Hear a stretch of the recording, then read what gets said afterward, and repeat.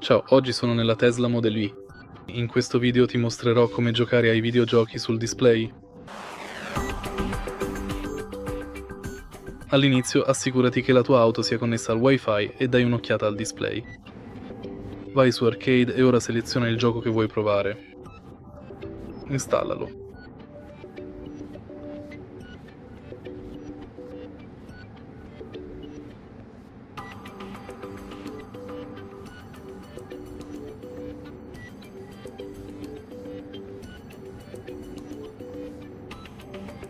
Attendi che il processo di installazione sia terminato e poi puoi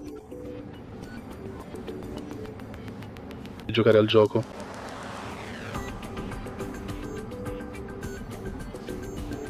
Se hai trovato utile questo video, metti mi piace, commenta e iscriviti al canale.